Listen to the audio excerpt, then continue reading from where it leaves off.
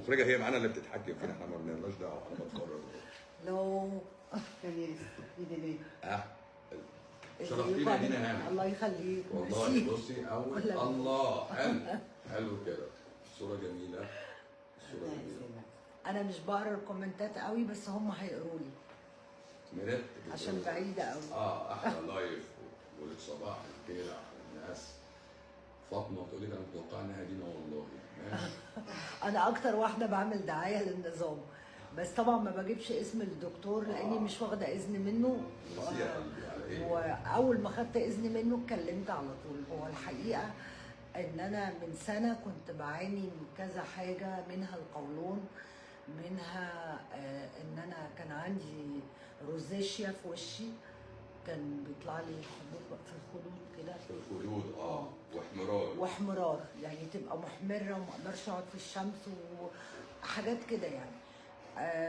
وانا من النوع اللي بيلتزم بجد مش هزار يعني. انا لما بمشي على نظام بلتزم بجد بالحرف الواحد. يعني لو قال لي الخضار ده اوكي ماشي، لا مفيش خضار خالص يبقى مفيش خضار خالص. في اكل مش عارفه ايه باكل زي ما بيقول بالظبط. دينا مره واحده. مين اللي عرفك عليا يا دينا؟ هويدا؟ هويدا صاحبتي. هويدا اللي زقت محمد قاسم؟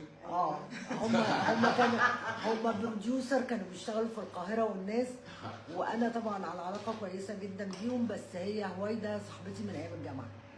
فهي لما لقيت واحد صاحبنا اسمه محمد قاسم مشي على النظام بعتتهولي بقى على الواتساب، فقعدت اذاكر شويه وبعدين رحت قايله انا هجرب. فانا كان عندي مشكله في ركبتي اليمين بتوجعني، ورحت قال لي لا، الدكتور قال لي انت هتخشي في خشونه فنعمل علاج طبيعي مش عارفه ايه. وانا بخاف من الحاجات دي موت لان انا دانسر يعني انا برقص، فبالنسبه لي ركبتي دي اساس الاتزان بالركبه، يعني الركبه دي مهمه جدا. فمشيت على النظام. لما وقفت الدقيق حسيت ان انا لما بقيت اصحى من النوم ما بقاش بيجيلي، عارف الواحد بيصحى من النوم كده يقول ايه ظهري رجلي مش عارفه ايه، كل ده اختفى. فرحت ماسكه في النظام بقى بايدي ورجلي ومكمله.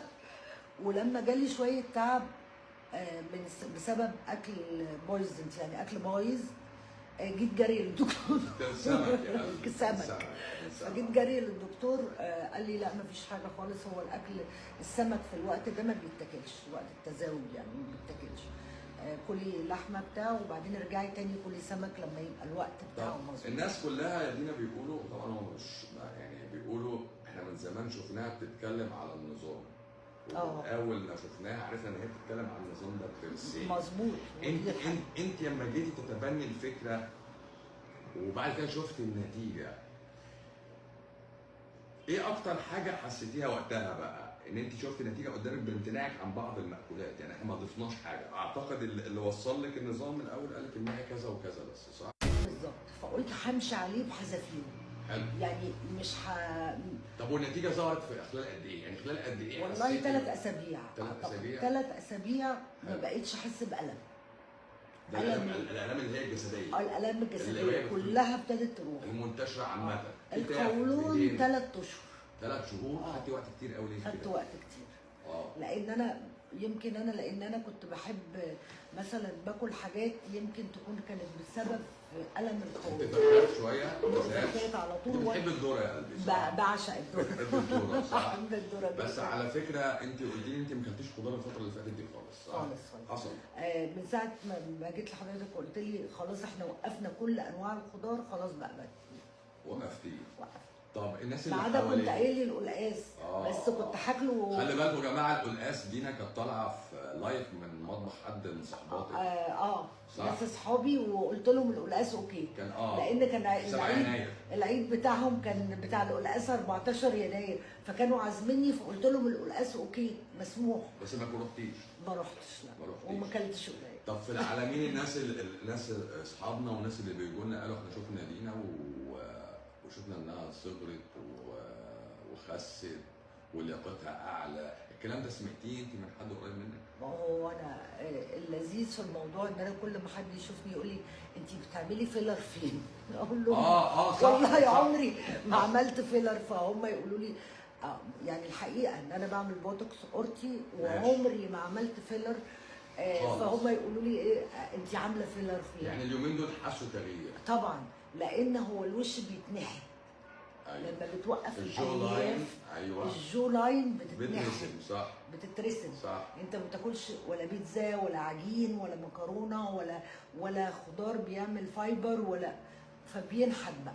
طب فرق معاكي حاجه في مثلا في الجلد، فرق في الجلد في حاجه؟ بص هو انا جلدي طول عمره كويس، ناعم يعني طول عمره ناعم وكويس، انما هو رطوبته طيب فرقت في شده الجسم. شده. يعني هم كلهم يقولوا لي خسيتي على الميزان، انا مش خاسه على فكره، صح. بس وانا اتشديت يعني جسمي لم مسك في نفسه. فاعتقد ده اثر اكل. طب انت اول ما جيتي قلتي لي ده انا النهارده طول اليوم خارجه من المدرسه انا صاحيه من 7:30 الصبح يا جماعه. 7 الصبح من صح؟ 7 الصبح. 7 الصبح. كان عندك شغل ورا شغل وبعد كده كلاس تدريب وبعد كده جيتي وكان عندنا كشف، كان حد من اصحابك وانت قاعده معاه وعملت انترفيو كمان في النص. في النص. كويس قوي. فرق معاكي النظام ده في عدد ساعات نومك؟ بقيت بنام ساعات النومي كامله. وقليله ولا وسعت؟ لا 8 ساعات زي ما انت كده بتنامي 8 ساعات بس بقيتي اليوم فول اكتيفيتي؟ ما بتوريش لا. على مدار اليوم النهارده يعني مثلا؟ لا ما بورش والله. صح.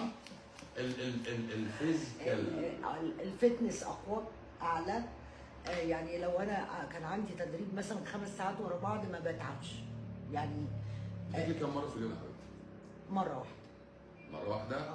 كلتيها ولا لسه النهارده؟ لسه ما اكلتش. لسه ما كلتيش؟ ليكي هفتانه، انت كلتي اللي عندي شوكولاته. اكلت شوكولاتايه لان انا كنت هفتانه. لكن ما كلتيش حاجه من لسه الصبح. لا. اما تروحي هتاكلي؟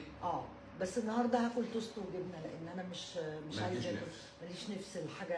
البروتين موجود في حياتك ازاي؟ يوميا. بتحبيه؟ كويس قوي. يعني. بتاكلي اللحمه ويل دون؟ ميديوم ويل. يعني ما باكلهاش نيه قوي، بحبها روز. بس انت بتحب الذره. احنا بقالنا ساعه بنلف من شويه. الذره كل يوم بتحمصيه وبتاكليه. بحب الذره المحمص المملح. كويس قوي. حلو قوي حلو قوي حلو قوي. بطلت الفراخ من يوم ما قلنا يا قلبي؟ بقالي سنه ما كلتش. حسيتي ايه اختلافك بقى بعد ما بطلتي حاجه زي الفراخ؟ وكنت بتعاني من مشاكل نقدر نقول عامة لحد ما إليمنت نفسي يعني؟ عامة انا ما كنتش من محبي الفراخ اصلا. احسن ده. يعني انا كنت من محبي اللحمه طول عمري. احب اللحمه اكتر من الفراخ. كويس. بس كانت الفراخ الاسهل. يعني لما تبقى راجع البيت تعمل فراخ بانيه، تعمل مش هي بس انت يا أسهل. حبيبتي في عسل اسود ما اديتلوش فراخ، اديت له لحمه. اديت له لحمه. أيوة. صح؟ قلت له طب مش انت مصري صح يا هويدا؟ قالت له ايه مصري يبقى خد الكيس ده. أيوة صح؟ انت عارفه الكيس دلوقتي انا بحب اللحمه. بحب اللحمه وبحب السمك جدا. حلو قوي. هو ده اللحوم طول عمري ما باكلش جمبري، يعني من وانا عيله صغيره ما باكلش جمبري، ما بحبوش. يعني وانا صغيره هحكي لكم حاجه بس ما تقرفوش. اختي اللي اصغر مني دخلت بقول لها مامي عامله ايه اكل النهارده؟ قالت لي عامله صراصير. من يوميها ما باكلش الجمبري. ما هي فعلا عندها حق، ما هي صراصير. شبه الصرصار فما باكلوش. انت بتحبي الارانب صح؟ بحب الارانب جدا. كويس. بحب الحمام. بحب السمان. انت قلتي عملتي فته من غير عيش بطشه التوم دي بس صح؟ عشان الناس اللي بيشتكوا ساعات من قله الاكل او التغيير. بصوا يا جماعه انا لان انا طباخه شاطره يعني، مش قوي يعني بس كويسه. فانا بعمل كل الاكل بالامكانيات اللي عندنا. يعني احنا عندنا دلوقتي الامكانيات ممكن نستعملها مليون الف حاجه. يعني انا بعمل الفته ايه؟ رز من غير عيش، ولو عايزين عيش حمصوا العيش ده في الفرن وحطوا عليه الرز. البفتيك عملتيه ازاي؟ البفتيك حمصت العيش ودقيته وعملته اكنه دقيق وعملت بدل البيض ميه بصل. جميل. وكلتيه وانا على فكره ممتاز. تحفه ممتاز. تحفه. جربوه يا جماعه وملحوا ميه البصل، حطوا عليها فلفل اسود ولو اللي بيحب البابريكا اللي بيحب اي حاجه حطوا عليه حاجات بهارات فليفرنج يعني. حلو قوي. واعملوه بميه البصل. وبعدين العيش اللي انتم محمصينه ودقينه هيبقى بقسماط بالظبط. وتعملوا تحفه، والعيش اللي احنا بناكله اطعم من البقسماط العادي، طعمه احلى، فيه شويه سكر كده، طعمه حلو. صح. وتقدروا تعملوا همبرجر وتعملوا كفته وتعملوا موز في الفرن في حاجات كتير قوي، تعملوا رز بالثوم، رز بالبصل. يعني هنعمل الفنانه دينا مع هعمل ثابت لكم. معانا تمام، بس هي اهم حاجه تكون الاستاذه وايده فاضيه، بس عشان هي اللي ماسكه الاخراج دلوقتي يعني تعرف تجيبنا واللقطات بتاعتنا احنا مش عارفين نظبطها. انا بصراحه مبسوط قوي باللي انت عملتيه معايا النهارده، مش هزار بجد والله اللي انت عملتيه ده حلو قوي، ان انا شايف هنا الكومنتس والفيديو بيتصور، انا مرتاح على الاقل مرتاح يعني من شكلنا حلو كده، بدل ما هو انت قلت لي الكاميرا طول عمرك بتخليني يا دكتور شكلك حلو بس مش واصل للناس، شكل مش في مش الفيديو مش مش حقيقي، بتصور الحقيقه. مش حقيقي. لا طيب مش هنصور الدكتور شكله حلو قوي، الصورة. الفيديو بيطلع مناخير بس. الزاويه يا جماعه، الزاويه. وايده هتصورنا صوره هنحطها على الصف عشان يعرفوا شكل الحقيقي. ايوه طالما الشكل الحقيقي مش واضح بالدرجه يعني. والدكتور خاسس خسسان يا جماعه يخض بجد؟ بجد. انت اخر مره سهران شفتيني من قد بتاع ايه؟ 3 اشهر. 3 شهور؟ خسيت اكتر من 3 شهور اللي فاتوا؟ خسيت حبه كويسين بجد؟ قوي. شكلك اصغر بكتير، شكلي اصغر بجد؟ اصغر من المره اللي فاتت، خسيت خالص، كشيت. والله. طب وصغرت في السن ولا لا؟ شكلك بيظهر. بجد؟ اصل انا بشوف ان السن والحاجات دي الاجهزه اللي جوه لو صغيره يبقى هيبقى بره صح، صغير. الشباب عندك صح. صح. انما لو انت ما عالجتش اللي جوه، ما اللي بره يعني فرق معاك هتعالج حاجه في إزاي؟ شعرك حبيبتي؟ مش كنت انا بتعاني شعري من تساقط؟ انا شعري تمام، ما فيش تساقط. كنت قبل كده بتعاني من تساقط؟ طبعا. بجد؟ طبعا. وقف؟ طبعا وقف الحمد لله. بجد؟ ما عنديش تساقط تقولي والله. والله، ما عندي تساقط. يعني انت دلوقتي عايزه تقولي ان شعرك استفاد، البشره ضوافري. استفادت، مش ضوافر حقيقيه. دي ضوافري الحقيقيه. انا ما رضيتش اتكلم، قلت ممكن تكون مش حقيقيه، بس انا ما شاء الله ممكن تكتشف بقى يا جماعه، خلي بالكم من الفنانه بقى، خلي بالك يا وايده من الفنانه. لا هو حقيقي. طالما الضوافر دي اصل انا ما رضيتش اسالها عشان ما تبقاش جنيه، هو لا بتاع الناس. بحط حقيقيه. الحاجات دي حقيقيه. بسم الله ما شاء الله، بسم الله ما شاء الله. واي حد عايز يهتم بصحته هو سهل قوي، اللي بيخش هنا هو اللي هيبان. صح صح. انت دلوقتي بقالك سنه يا حبيبتي على النظام، شايفه نفسك النهارده ايه من سنه فاتت؟ لا طبعا من سنه كنت بعاني من حاجات كتير قوي، يعني كنت بعاني من القولون احنا نسيناها ده بقى، لا انا بتكلم النهارده في فبراير، السنه اللي فاتت كان فبراير، لو في موسم دخلت رمضان مثلا عليكي السنه اللي فاتت ودي كانت دخلت رمضان. كانت صعبه عليا دخلت رمضان السنه اللي فاتت، لكن السنه دي مش صعبه. هو ده. لان انا السنه دي خلاص عندي ادواتي. صح. عارفه انا هاكل ايه. انا حتى الرقاق يا جماعه عملته بدقيق الذره. بجد؟ بس انت قلت هنجربه ده، هنجربه. هنجربه لسه، يعني بعت الست تعمله بدقيق الذره. حلو. وهشوف. لا انت قلت لي حاجه كمان، قلت لي ابنك ابني شيف. شيف متخرج من باريس، وهي شغلته شيف. اما شايف ماشي على النظام ده ما استغربش من حاجه؟ لا خالص. هو شايف هو بالنسبه له هو شايف ان انا هو مش معترض على ولا حاجه غير الفراخ. دي هو كله بيعترض على الفراخ، يقول لك اشمعنى الفراخ؟ اشمعنى الفراخ؟ فقال لك البيض اي اندرستاند، كله هو فاهم. لكن كل الفراخ حاجه. هو دي الفراخ هي اللي عامله له مشكله. ما عندوش اقتناع من ناحيه، لا، او مش عارف يعني يهضم سبب منعها، صح؟ لانه دي شغلته. لا هو بصراحه لو جيت للجد او كلمه فرايد تشيكن دي النهارده يعني كل الولاد الصغيرين بيبقوا عايزين ياكلوها، فانا قلت له مش سنك، شويه كمان وهتضطر تخش النظام. استنى شويه وهتخش. بس انت قلت لي حاجه قبل ما نطلع على اللايف، قلت لي مامتك بتعمل حاجه انا ماما بقى لها 20 سنه ما بتاكلش سلطه لوحدها اوتوماتيك، صح؟ وقتك بتتعبني، بتقول لك دي بتتعبني، انا الخضار الني ده بيتعبني، بينفخ لي بطني وبيتعبني، انا ما باكلوش. فانا كنت زيها، يعني مش بتاعت سلطه قوي. يعني لما اكل سلطه بحس ان انا اتنفخت، لما باكل لان عندي قولون، لما باكل فول احس ان انا اتنفخت. بس كنت يعني بتبقي معزومه وهو ده الاكل اللي موجود. وبعدين انت مش لسه مش عارفه، اصل لو انت منعتي انا مش عارفه ايه؟ وهتستبدليه هتعيشي ازاي؟ والفول ايه اللي مضر؟ لان كله بيقول لك الفول مش مضر، يعني كل الناس تقول لك البروتين وبروتين نباتي وبروتين كويس بس حتى قشره الفول، وفي مرض اسمه الفوليزم، يعني صح. انا ما اكلتش ابني فول وهو صغير، خفت لا يجيله الفوليزم لانه بيعمل عقم عند الرجال. يعني المعلومه دي كانت عندي. عارفه ان البقوليات فيها سموم، احنا مش عارفين ايه هي، بس بتتعب. مظبوط. صح. انا ما اعرفش ايه، بس انا لما رحت اخلف خدت دبلومه في تربيه الاطفال. فلقيت من ضمنها ما تاكلوش الولد فول لانه بيعمل الفوليزم. فمنعت الفول، قلت ما مش هاكل ابني فول. حلو. يعني بخاف. خلاص ما انت قلقتي عليه. بس برضه كنت ستيل مش عارف هل ضرر الفول ده يوصل لحاجه كبيره قوي ولا لا؟ عند الرجاله كانوا بيقولوا بيعمل عقم. بس عند الستات ما اعرفش. يعني ما كنتش اعرف. حلو قوي حلو قوي. دلوقتي انت جهازك الهضمي نقدر نحكم عليه كام في المية؟ 80% وال20 انا السبب عشان بحب الذره. بحب الذره. ايه بتاكل الذره؟ باكل الذره، فالذره بتعمل انتفاخ. الذره بتعمل شويه انتفاخ. شويه انتفاخ. يعني انا بصراحه دايما اقول لهم ايه؟ اقول لهم اللحمه اطيب طعام، لكن هو مش اسهلهم في الهضم. لا تقيله. تقيله في الهضم. بس السمك اسهل. اسهل في الهضم. طبعا. والسمك كل ما يبقى فيه نسبه فات، عشان كده سمك البحر انت انا بحب سمك البحر. سمك البحر. بس يوم ما تعبت كلت سموم في ميه برضه. كلت سموم في ميه، اتكعورت يا جماعه، اتكعورت. اكلتي قريب يا قلبي ولا ما اكلتيش؟ لا ما اكلتش تاني سموم في ميه خالص. بس اكلتي سمك امبارح اول امبارح. كان كويس. بحب السمك انا. حلو قوي. وكلتيه برز صياديه ولا رز الصياديه؟ ما تعبتيش؟ لا.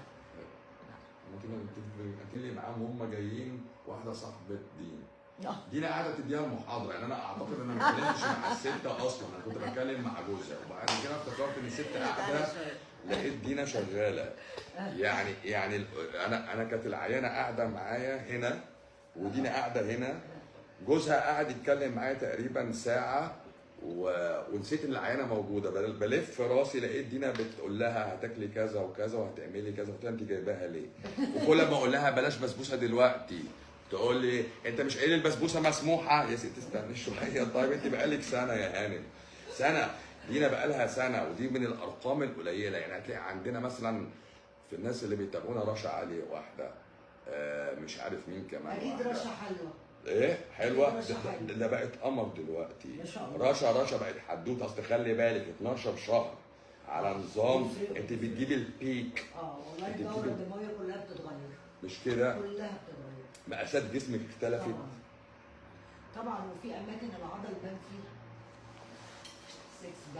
ايوه الرسمه السحبه دي، والحته دي بالنسبه لحضرتك دي مهمه. طبعا. انت الفتنس حياتك وشكل جسم حضرتك اساس الكارير. انا سالت دينا يا جماعه سؤال، بس هي كانت اجابتها بصراحه واضحه. قلت لها يا دينا هل عشان خاطر انت نجمه والاضواء عليكي التزمتي؟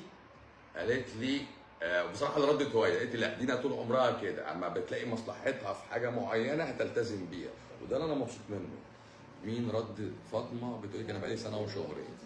سنه ونص دي اختار كومنتس كتير مش هتلاقي مش هتلاقي على الكومنتس. هم ما صدقوا شافوا دينا، هم مبسوطين بيقولوا لها برافو عليكي اهو، الناس بترد عليها بيقولوا لها برافو عليكي. لف لهم يا قلبي خليها تشوف بقى الكومنتس شويه وتتكلمهم هي، انا عايزها تتكلم مع الناس بقى. اديني قولي لي الكومنتات. انا اسفه يا جماعه مش بعرف اقرا من مسافه بعيده. واحده سوري. رحاب اسماعيل بقيتي القمر وحدوته يا حبيبتي يا ريم فظيعه. واحده بتقول لك انا بقيت 8 شهور، عمها توكل بتقول لك 8 شهور، الناس كلها بتتكلم. على فكره هم بينافسوكي دلوقتي بعد 3 شهور سنه قفل. بعد 3 شهور بالظبط هتحسي بفرق جامد جدا. بس لا خلوا بالكم يا جماعه، النظام ده لو فوتوا قوي هتتخن بجد. حصل. يعني لو طبقين رز بقى انت عسل وطحينه؟ بموت في العسل. طحينيه بعملها في البيت. اسماء انت ما تقوليش انا على النظام، انت من اوائل الناس اللي بداوا النظام. انا بتكلم على دينا عرفت النظام من بعيد والتزمت بيه من غير ما تتكلم. سكيتي انا ما اتخيلش ان هي هتقول لك بقى انا هروح للدكتور غير امتى ما اتكعبلت في السموم في مين. لما اتكعبلت بس مش مشكله، عشان خاطر حظي حلو عشان اشوفها واشوف وايد. عشان المفروض بصي واحده بتقول لك انا عارفه ان انت طيبات من زمان يا دينا. ايوه هي دينا من الطيبات من زمان صح. ايه؟ الطيبات، الطيبات اللي نظام هو الطيبات، نظام هو ده الأكل. نظام الطيبات. اسمه طيبات. لا هي دينا بتطلع تقول لهم الممنوعات، يعني هي الممنوعات، المذيعه أنا بتقول لك بقول. ايه؟ المذيعه كانت بتقول لك ايه؟ دي ممنوعات يا دينا ولا مسموحات؟ انا مش فاكر اسمها اللي هي. لا، ما هي في واحده في الاخر قالت لي طيب انت قلتي كميه ممنوعات مرعبه، طب بلاش الممنوعات، ايه بقى المسموح؟ ايه؟ حتى لما لميس حليمه سالتني انت بتاكلي ايه؟ قلت لها انا باكل الجبنه كذا وكذا وكذا، قلت لها وما باكلش الفراخ، وانت عديت لها. لان انا كنت ماشيه على النظام ده بالظبط. كنت لسه في بدايه النظام. بس انت النهارده ضربتي غطس، انت بتعملي دلوقتي اكلات، انت بتعملي على فكره دينا بتعمل حلاوه طحينيه في البيت. ما حدوته برضه بعملها عشان جديدة. ما يبقاش فيها دقيق.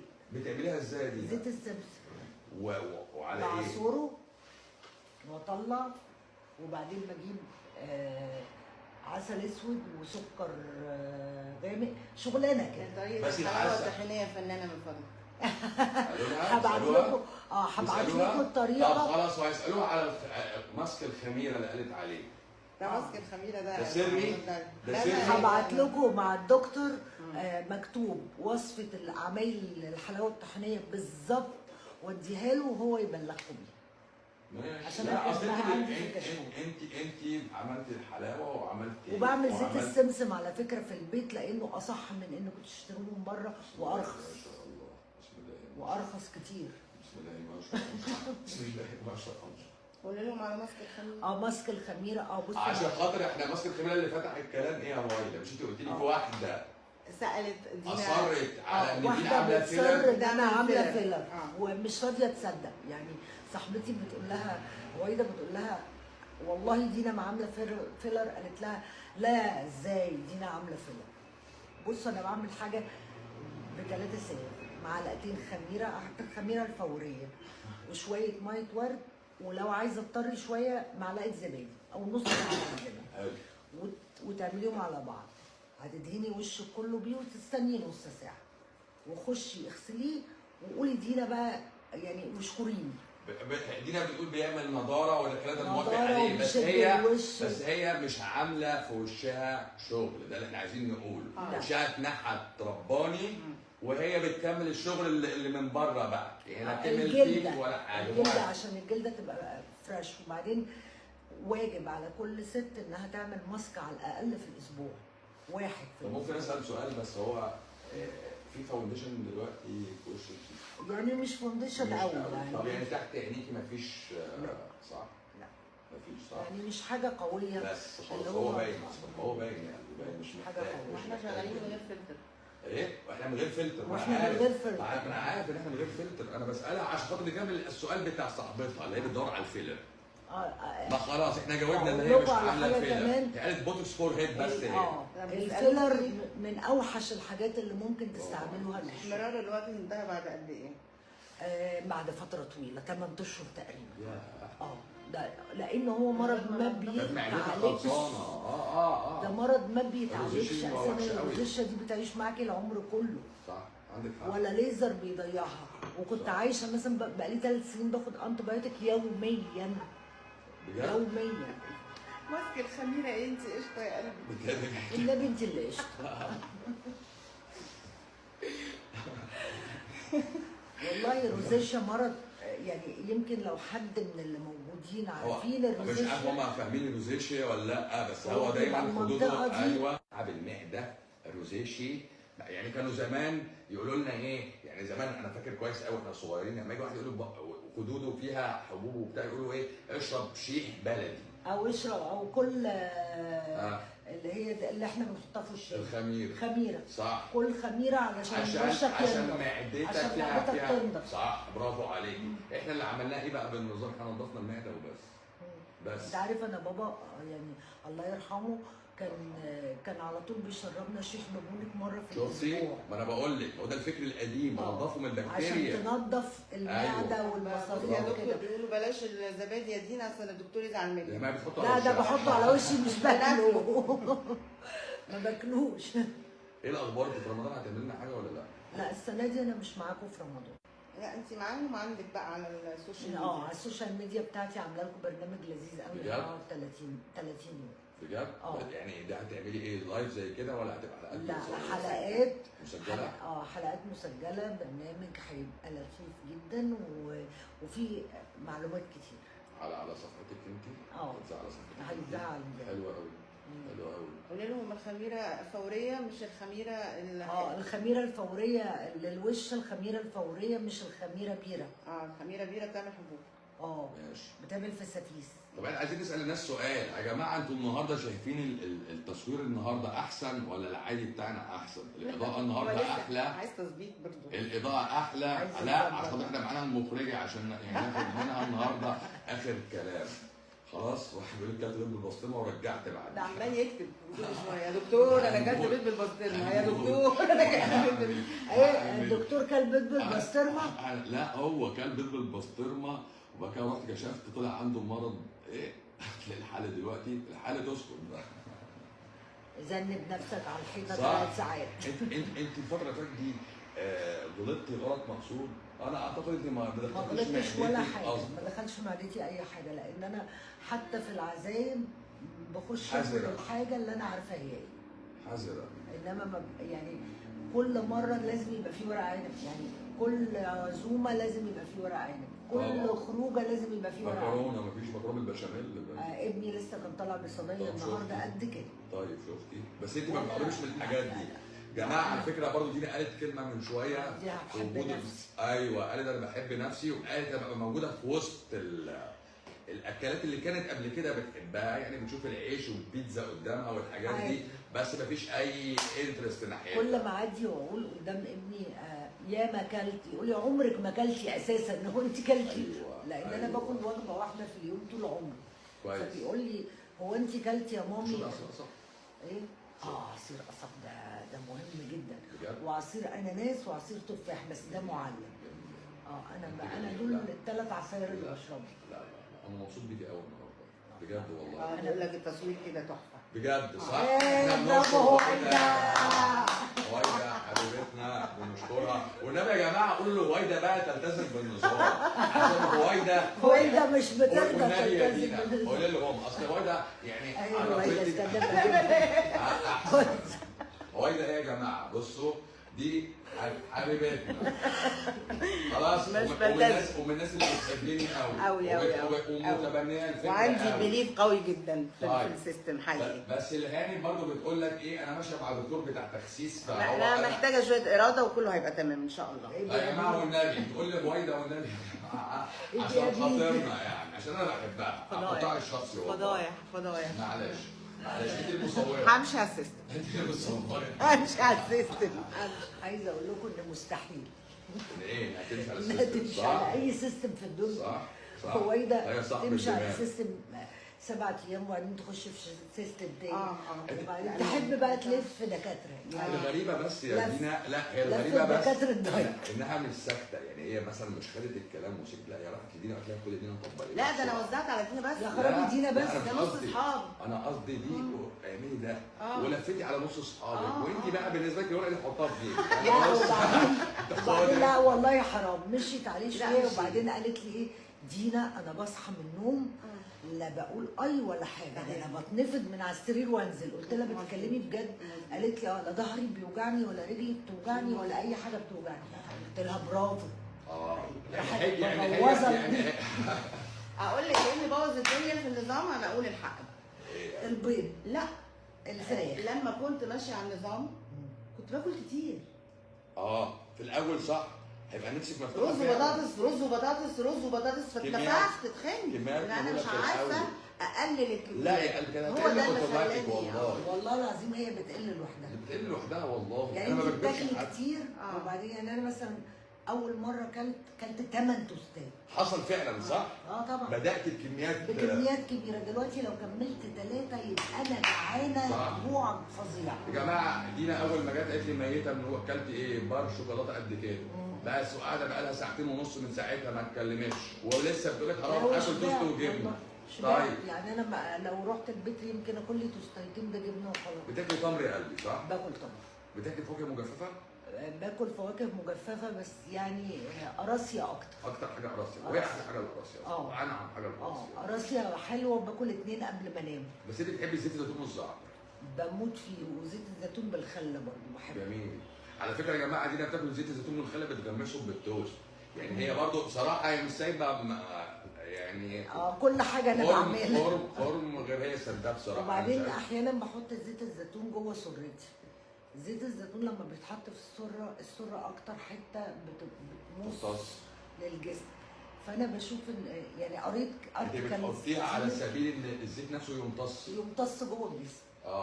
فبيقولوا ان هو لو امتص جوه الجسم بيصلح حتى العينين.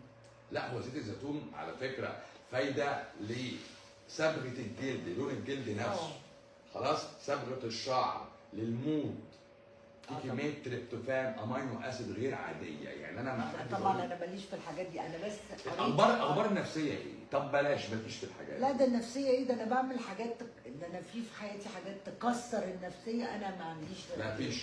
لا مبالاه. تمام لا مبالاه. اقول لك خليكي مع النظام يا هويدا.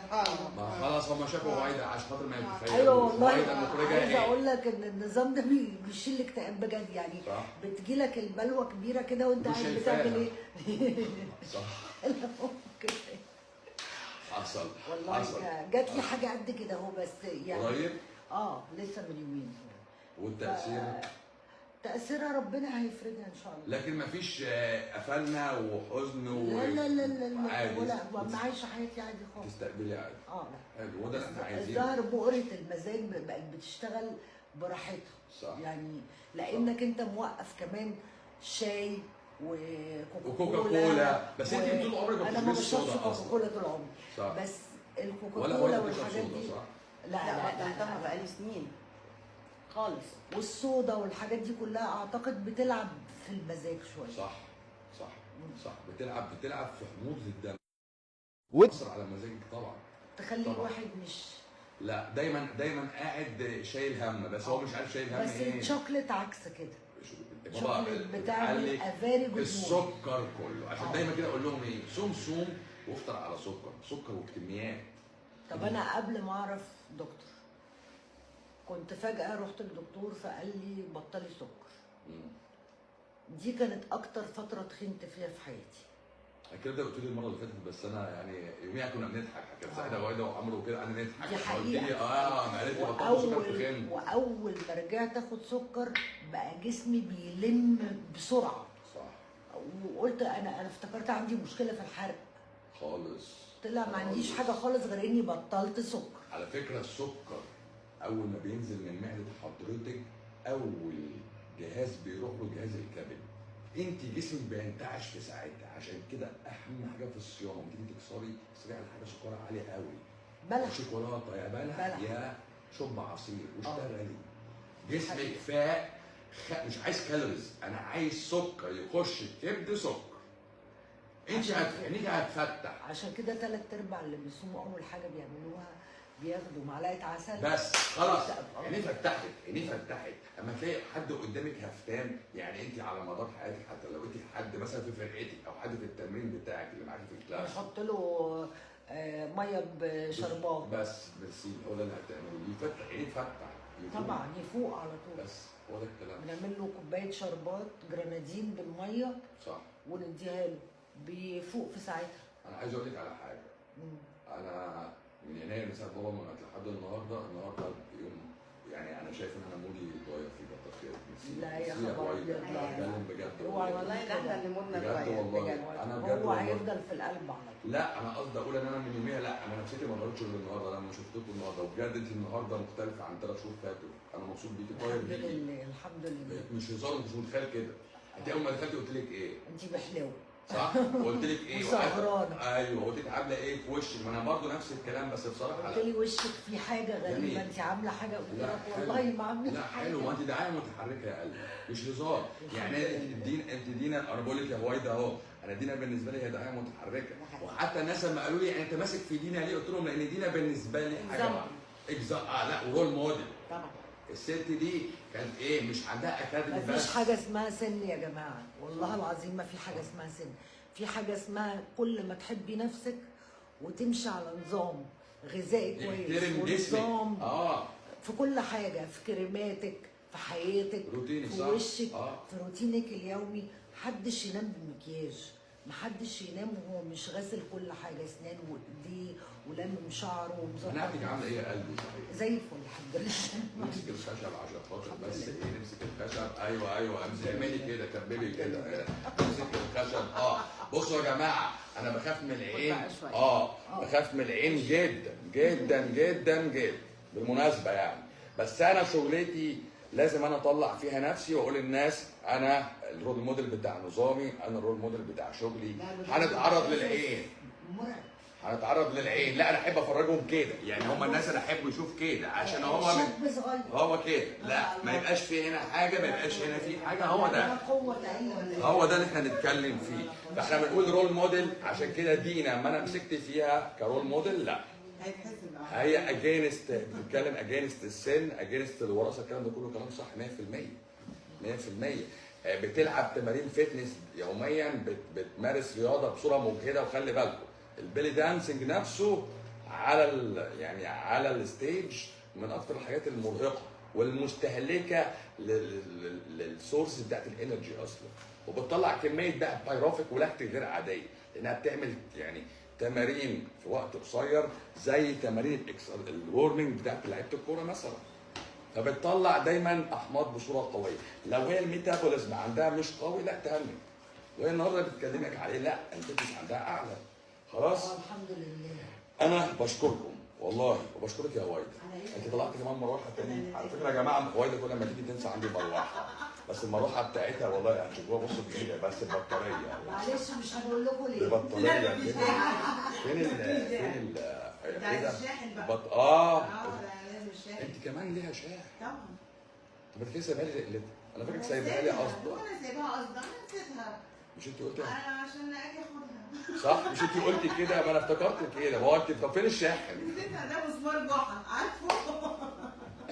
انا يا جماعه بشكركم، واحنا اسفين ان احنا سهرناكم، بس ما كانش ينفع افوت الفرصه الجميله دي. انا بشكرك يا دينا بجد والله يا حبيبتي. انا بشكرك يا هويدا هانم والله. لا بجد انا مستني بقى انت تعملي معايا. والله انا ماشي على نصه، هظبط النص التاني عشان خاطري يا بابا والله بجد. والله ما بتاكلش حاجه زياده غير البيض. البيض وطبق السلطه. وطبق السلطه. وطبق السلطه بتقول لك عشان البروتين. للاسف. بشكركم يا جماعه، وبشكر هويدا هانم وبشكر دينا هانم. بشكركم واتمنى ما نكونش ضيوف تقال عليكم. انا مستني رمضان عشان اتفرج معاكي على الانتاج بيقولوا اسمه بيقولوا. بقى افطار بتاع نظامنا. والله والله لو دينا انا تعمل ديش بارتي عندها انا هروح عن نفسي. لو انا عازمك